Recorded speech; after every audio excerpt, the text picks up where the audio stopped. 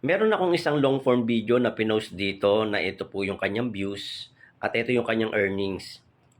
Malaki po yung earnings na yan kung ating pong titingnan nito kasi kung makikita natin yung views ko ay nasa 1.7 lamang. At ito po yung pinost ko as picture post at may nag-comment po sa akin dito nang sabi niya po ay imposible na siguro imposible na makuha ko ito. Saan ko nga ba nakuha itong earnings na to na umabot ng $8? Ito po ay ipapakita ko po sa inyo kung saan ko po ba nakuha itong earnings na to.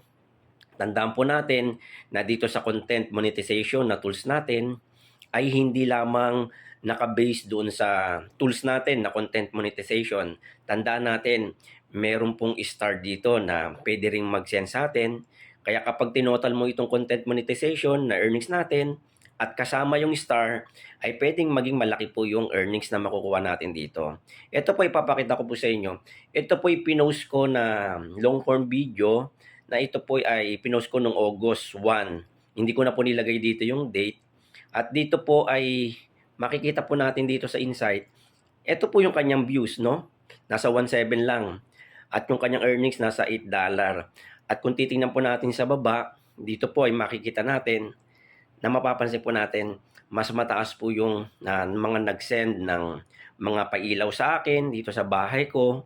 At dun sa content monetization na tools ko ay talagang sentimos lang ang kinita ko dito.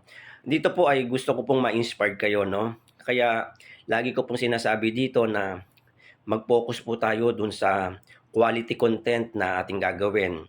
Reels man yan, text post, picture post, reels video, ay dapat may quality ito. Kasi dito, kapag may quality po yung content na ginagawa natin, nakakapagbigay ka ng kasiyahan, nakaka-inspire ka, pwedeng may matuwa doon sa pinopost natin dito ng mga content. At dito po, kapag merong content creator na nagustuhan nila, na-inspired sila, hindi natin alam na kung sino yung mga content creator na yan.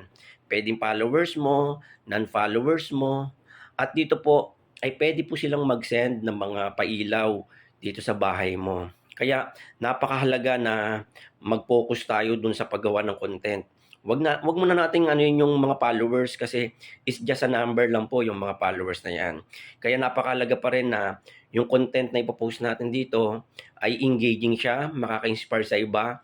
Kasi kapag may natuwa pong mga followers mo dyan or kahit mga audience mo na nakapanood ng mga post mo, video man yan, or pagpo-post ng mga picture post, ay hindi mo sila mapipigilan na magsesend po sila ng mga pailaw sa bahay mo. Kasi ano ito yung ano nila yung damdamin nila Kumbaga sa bukal sa puso nila na ginagawa ito na pag-send ng mga tala dahil na-appreciate nila yung content na ginagawa mo. Kaya ang mapapayo ko, lalo na doon sa mga baguhan at saka yung mga na-monetize na mababa yung earnings, magpatuloy lang kayo, no?